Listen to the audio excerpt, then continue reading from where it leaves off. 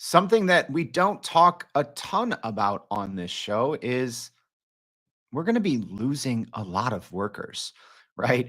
As later generations hit the retirement age, there's figures out there up to maybe 500,000 workers a year could be retiring. And do we have enough young workers to replace them? Maybe, maybe not. And how can artificial intelligence actually help? And how can companies embrace AI to kind of survive this talent crisis?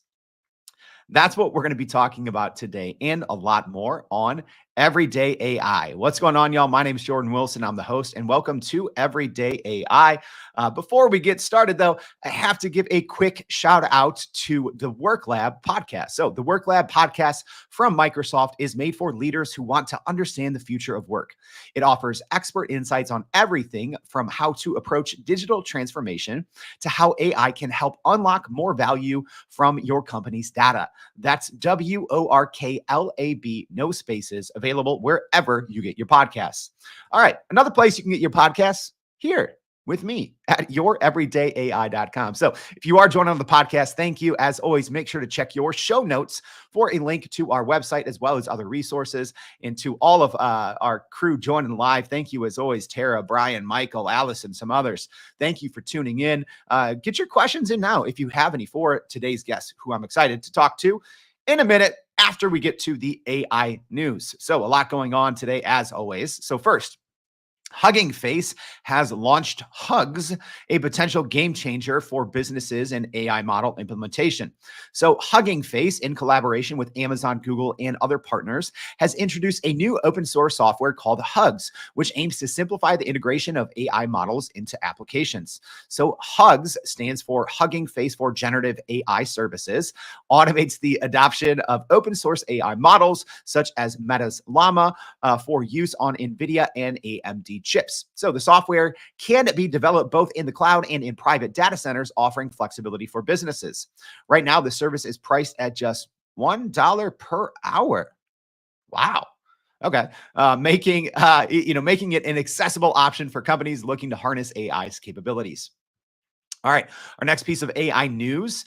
An AI company faces a lawsuit over a teen's death linked to a chatbot interaction. So a Florida mother has filed a lawsuit against Character AI and Google, alleging the Character AI chatbot played a role in her son's suicide. So this tragic case raises concerns about the influence of AI on vulnerable individuals, especially teenagers. So Megan Garcia, the Florida mom, claims her 14-year-old son, Sewell Setzer, developed a virtual, emotional, and sexual relationship with the chatbot Danny from Character AI, which she discovered only after his death. So Garcia alleges the Character AI intentionally designed its chatbot to be hypersexualized and market it to minors, potentially endangering young users. Character AI expressed condolences to the family, emphasizing its commitment to user safety, while Google clarified that it was not involved in the chatbot's development, despite a licensing agreement with Character AI for its machine learning technologies. All right, last but not least, Apple has unveiled new AI features, including its ChatGPT integration rolling out now in beta. So now there is the 18.2 iOS beta that Apple has just now released, which includes its ChatGPT integration. So key features in the beta version of 18.2 for developers include the ability to customize text rewrites, the introduction of Genmoji, yay, said no one ever, for new emojis, and two AI image generators, Image Playground and Image Wand. Additionally, the Mac Sequoia 15.2 beta also includes these new Apple Intelligence tools. So notably, the integration with OpenAI's ChatGPT allows Siri to refer users to ChatGPT for more complex queries, enhancing the user experience without requiring an OpenAI account. So yeah, that's fun. That's normally how I use Siri and Alexa anyways. I ask them, it doesn't work, and then I use ChatGPT. So the initial rollout of Apple Intelligence features includes text rewriting, the updated Siri interface, and notification summaries that condense multiple notifications into concise updates. All right, that was a lot, and we have a lot more. So make sure, if you haven't already, please go to youreverydayai.com, sign up for the free daily newsletter. We'll be recapping those stories and a ton more. But I'm excited now to talk about how companies can embrace AI to meet this talent crisis head on. It's something we don't talk. We obviously talk about AI every day here, but we don't talk about what happens when the workforce starts to shrink. All right. So I'm excited for today's show. So please help me welcome to the show Karrie Sullivan, the CEO and founder of Culminate Strategy Group. Karrie, thank you so much for joining the Everyday AI Show. You got it, my friend. I'm so glad to be back. Yeah, Karrie was actually, we've been doing this thing for almost 2 years. Karrie was one of our first guests, so it's great to have her back, and another Chicago native. So Karrie, thanks for joining again. But can you tell everyone, maybe who wasn't around for the first few episodes of Everyday AI, a little bit about Culminate Strategy Group? Yeah, we focus on at this point it's AI adoption. We're not really going to do much else over the next 12 to 24 months because that I think is the big problem to solve. We started out as a transformation consulting firm doing lots of post-merger integrations and corporate transformation, but now it's all about how we close that gap from a talent perspective, using AI in really productive ways. And even before we get into that, but I kind of want to know from you personally, like, why or what made you go through that pivot? Because Karrie, I think that's actually important. We have a lot of business leaders listening to the show, and they're probably thinking through some of the same thoughts. And it seems that you've made a pretty significant pivot here. What caused you to say, hey, AI adoption as a strategy group, that's what we're focusing on from here on out? Yeah, a couple of things. So you and I, when we first started talking, chatted about the technology that we use to make all this stuff happen. So we use AI to map language from LinkedIn profiles to personality traits and developmental psychology. So within a couple of hours, I can find the most resilient people in pretty much any organization. The only thing we can't really do well is frontline workers, obviously. And the reason I started the company originally was that I'm really good at change. I'm great at launching new things, changing big things. I'm one of those people. And what I've learned through this process is that it's only about 7% of the population that runs into that fire of early adoption and embracing change very early. So I've changed and pivoted my model in part because we figured out how to turn the AI ROI problem into something that's not a problem anymore. And I think that's a big enough problem to solve. So I'm going to focus on it, and it's consumable, right? You say a word like transformation, and people are like, but when you say AI adoption, and more specifically, looking at tools like ChatGPT or Copilot or Gemini, and those tools have made AI adoption not frictionless, but they've taken a lot of the friction out of adoption because it's a license. You turn it on and it just works.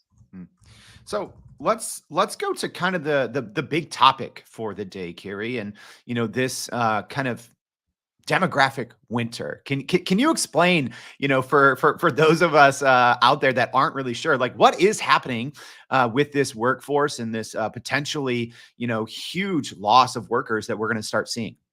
Yeah. So this all has to do with post-war baby boomers, right? And everybody knows, we've known for a long time that as baby boomers retire, we're going to have some challenges. What most people don't quite understand is how big those challenges actually are.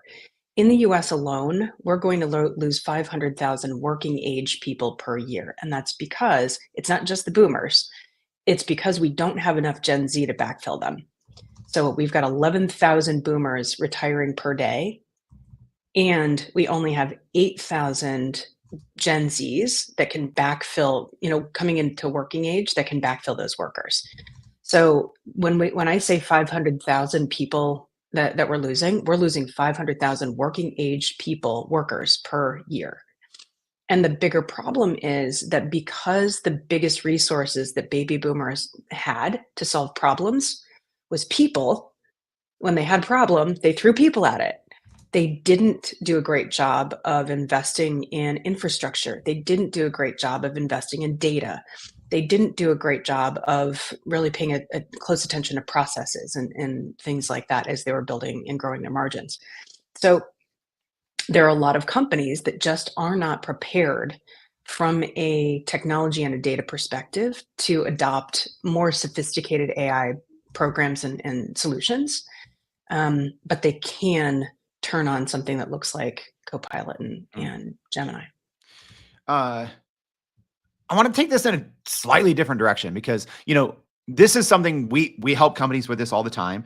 And sometimes I chuckle, right? When companies talk about, getting an ROI on generative AI because, $30 a Sure. month. And I get it too. I get it because we've talked to companies with, literally hundreds of thousands of employees. And at that point, it's a huge cost. But, for medium-sized companies, $30 a month for a license of something that can instantly do a huge percentage of manual knowledge work much faster than humans, mind-boggling. Sorry, I just had to get that out of the way because I'm like, like people who care so much about that, I think as soon as you turn that license on, even if you don't really know what you're doing, you're going to get a decent ROI. But anyways, so let's talk about that. Only for the people who will actually use it. If you go in, and so part of the challenge right now is that Copilot, so let's use Copilot as an example. It's being sold to Office 365 administrators. And the push is usually, well, just buy it for everybody at the company. They'll use it. And that's not the case. It's maybe 25 to 30% of the population that is actually wired to experiment and generate productivity out of those licenses. And they're at varying degrees. So you're only going to get ROI out of about 25% of your employee population. The other part of the population, it needs a lot of prep and care and feeding and psychology to get them to do what you need them to do and actually change their behavior because they're stuck. That's not how they're wired, and that's okay. We can close that gap. How can for business leaders who are listening in right now, and they probably see that, right? I think your early kind of Gen AI champs naturally rise up, right? And then you do have that other group that's maybe more stuck in their ways, and they're like, "Hey, I've been fine for a decade or three of working, doing things my old way." How can companies go about addressing that 70%? I know there's no blanket answer because it's highly specific to the type of work that people do, but maybe can you share some of those best practices that you've seen? You got it. There is. So the trick is to generate momentum with that 25%. So the way that we advocate with companies is that only buy licenses for 10% of the population, and we will tell you who to give those licenses to. Because what we're looking for in the psychology, or as we segment those employees, is that top 7% that can immediately generate productivity out of the license. And usually what we're seeing right now is that they're getting about 2.5 hours to 4 hours per week of additional productivity out of the license. And that's almost immediately. So it takes them a couple of weeks to get used to it. But we ask that team to tell us for their function, what is the most productive use of Copilot or Gemini for your function, for your, like marketing or sales or whoever, right? So we ask them, what's the most productive use? Then we go to the next group and we call that group resilient. So the first group is called results drivers and the second group is called resilient. And these look like subject matter experts. They're not necessarily the first ones in, but they can fast follow. And this crew looks, they like to learn, they're intellectually curious, but they also like to teach. And that's key. So they are a little afraid of failure. So they want somebody else to work out all the bugs first. But if we give them a little bit of a framework and some instruction, they can pick it up and start to run with it and get nearly as much productivity as that first 7% that likes to experiment. So these two groups are key. Once we get the proof of concepts done by vertical or by function, then we're into assessing ROI and prioritizing the things that we need to do for the 70%.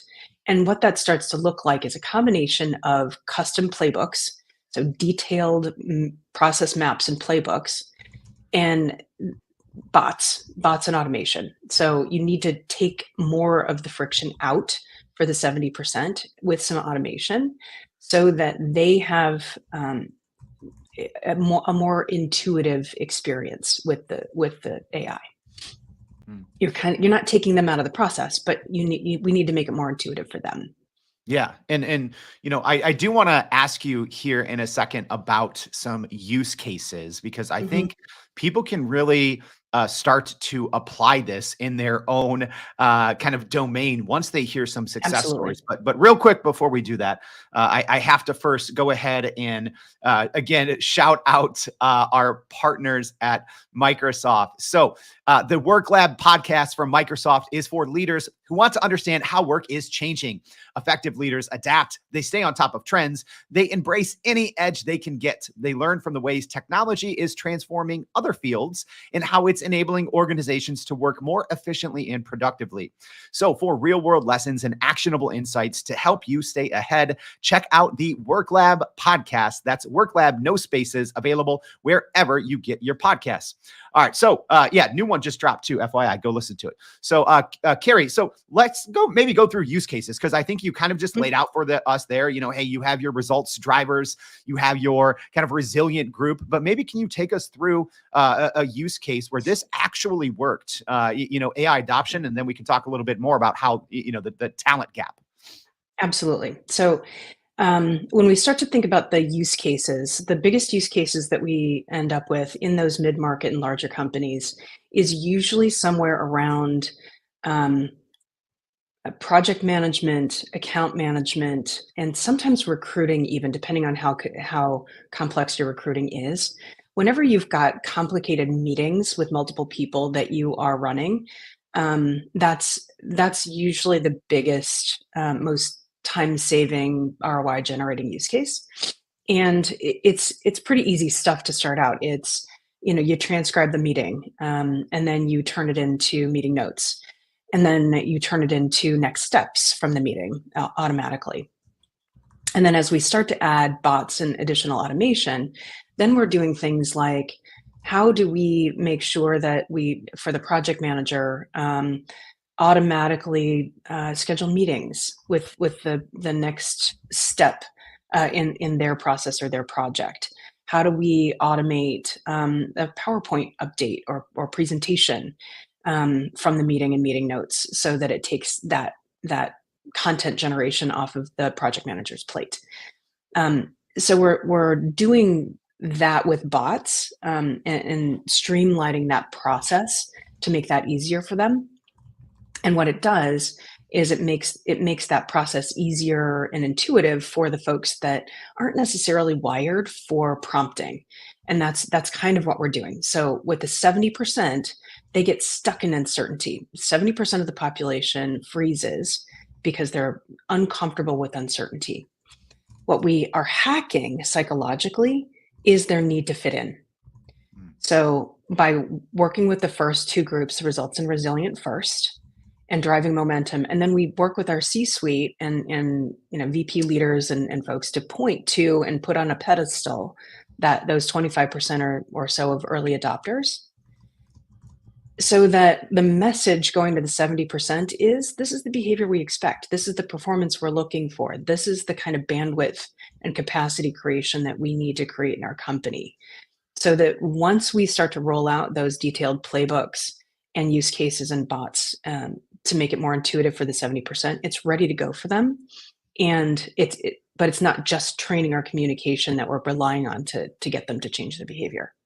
Yeah, I think that one use case, Karrie, is so important, right? I was just having a conversation It's with simple. someone the other night at dinner, and she's like, "Hey, I was in a meeting with 60 people, right? And like I think Exactly. even how we meet, it needs to change, right? And I think you need to be able to create business value out of that meeting, even if quote unquote nothing happens. But And Carrie, I kind of to, guarantee you that only 5 people in that meeting of 60 were actually talking. yeah, So yes. the other 55 were just looky-loos who were afraid of missing out. It's FOMO. FOMO is a huge motivator for people, not only to attend a meeting and sit there doing nothing necessarily but listening or multitasking, but also to adopt new technologies like an LLM. Yeah. And, Carrie, can you maybe share any other insights that you've gained? Because I'd say most companies, are either kind of on step two or beyond kind of what you laid out. And maybe, step two kind of takes a while, right? So Yeah, finding your results drivers and those early adopters, that naturally happens, right? And then going through kind of that resilient group. But can you maybe right. share a little bit more insights or use cases on kind of that other 75% and 70. some common trends? So you said, hey, you really got to highlight, the accomplishments and, of the first two groups, but maybe how can you get that other 70%? And maybe do you have any examples of successful strategies that have helped, start to convert or help those other people that aren't as quick to adopt? It's counterintuitive, but ultimately you're creating FOMO. So when you withhold that license, there's a little bit of carrot and stick, right? So with the 70%, what I'm essentially saying to them is, if you want the license, if you want to fit in with our early adopters, I need you to promise that you are going to follow this detailed process that we give you, and these automations and use cases that we've given you. So things like, um, how do we do a good job of automating email, or customizing email to go to a customer? How do we do a good job of creating consistency in our PowerPoint presentations or other things like that? And we're starting simply. We're not asking them to do anything complicated. It's get them used to doing a little bit of prompting and get them used to weaving the tools into their process. So keep it simple is usually trick number one. The other use case that's really kind of emerging is often with people leaders, and they're using it to coach their people. They're essentially saying to the LLM, this is the profile of my employee. This is the situation I'm going through right now. Please act like a performance coach and help me coach this individual. And that kind of prompting has worked really well for some of those leaders who are just trying to level up their game from a management perspective. That's been one of the more interesting ones that's popped up recently. Yeah, that's a great call out, Care, because I think in 2023 when we're talking about generative AI or Copilot or Gemini or whatever, people thought of just low hanging fruit, right? Which is fine, but if you want adoption out of those people in middle management, senior leaders, sometimes you have to look at the other benefits of AI, which I think what Right. you called out there is a great one. Using it as a thought partner, brainstormer, etc.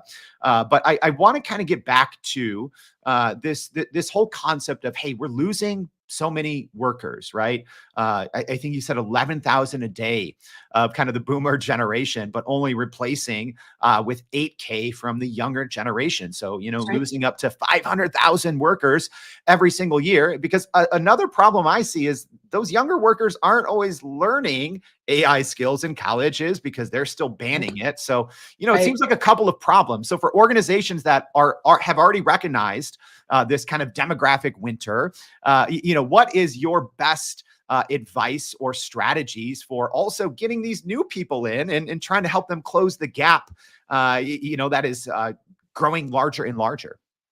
So first off, the I'm so hopeful about Gen Z.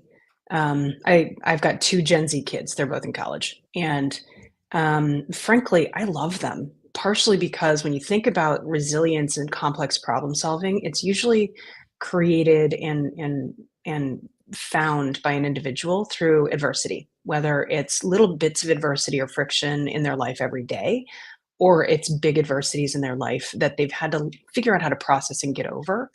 Um, if you think about Gen Z, their generation has gone through some of the worst and most impactful adversity that any generation since the World War I and World War II has ever been through in the pandemic.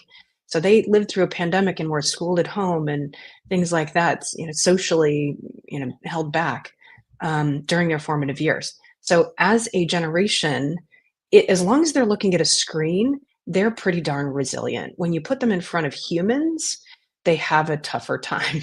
So, and I think that's partly what we're finding in the workplace is that Gen Z, if they're on a screen and they're on a virtual meeting, or if they're on a phone, or using technology, they're just fine. They're picking it up fast.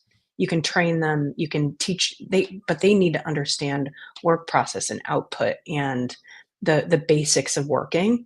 And they need some training around personal interaction. They need to figure out what corporate culture looks like and what's expected of them and what it means to interact with people. So in part, the use case around Copilot or other AI tools is giving those Gen Zs a little bit more time to practice actually being a human.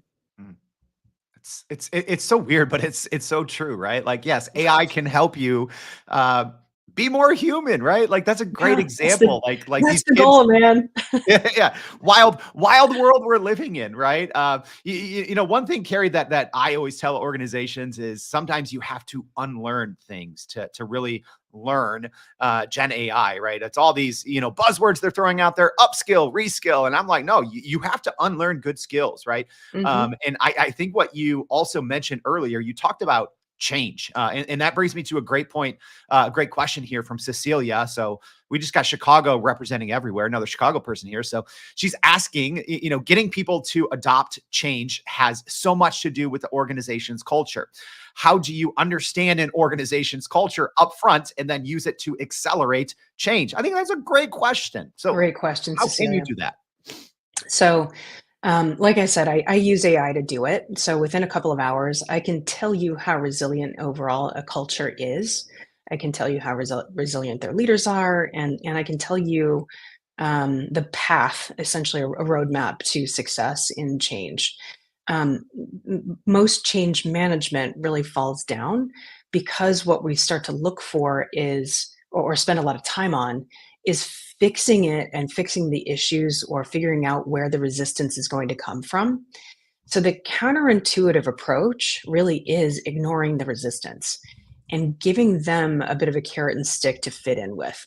So with the resistance and the fence sitters, the reluctant folks, our goal is FOMO, and that's how you drive change. It's social pressure inside an organization. So that's how you drive change.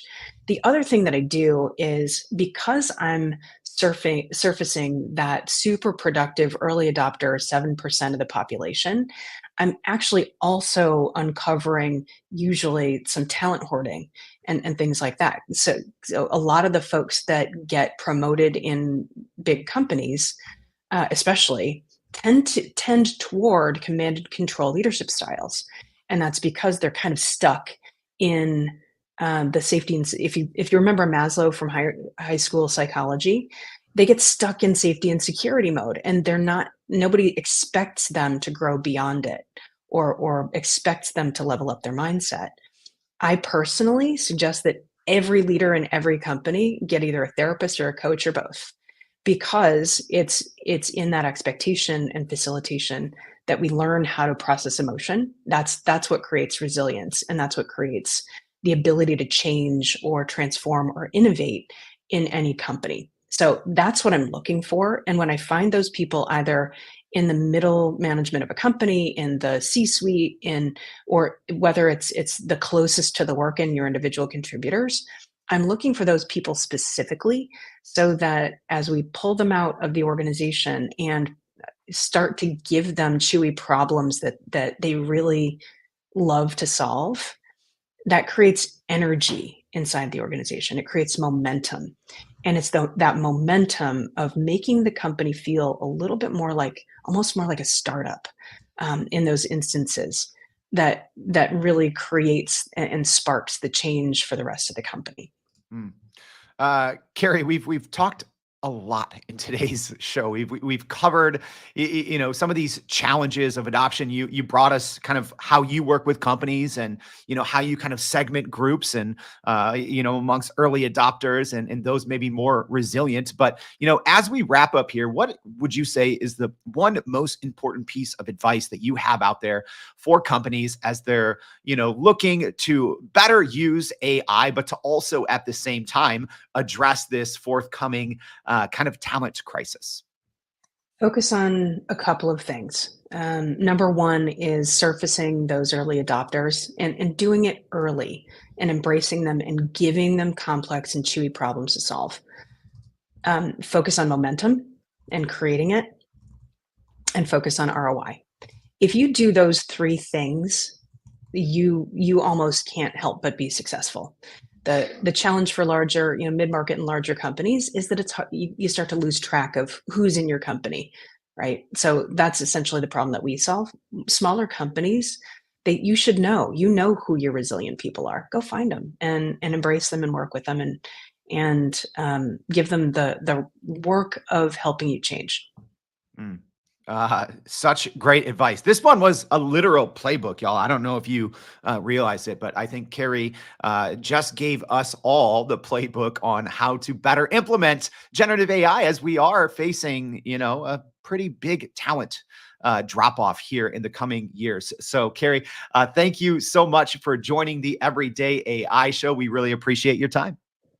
Thank you, Jordan. Appreciate it. And hey, as a reminder, y'all, yeah, that was a lot. Maybe you were at the gym listening to this podcast or walking your dog and you weren't able to pick up every single great nugget of wisdom that Carrie just shared with us. Don't worry. You can do that on our website, youreverydayai.com. We'll have the complete episode there, as well as in our newsletter today. We're going to be recapping everything that we talked about. So make sure, if you haven't already, go to youreverydayai.com, sign up for the free daily newsletter. You should also be joining us tomorrow as we talk with someone at Microsoft and going through some strategies for using Copilot. So great one-two combination here. So thank you for tuning in, and we'll see you back tomorrow for more Everyday AI. Thanks, y'all.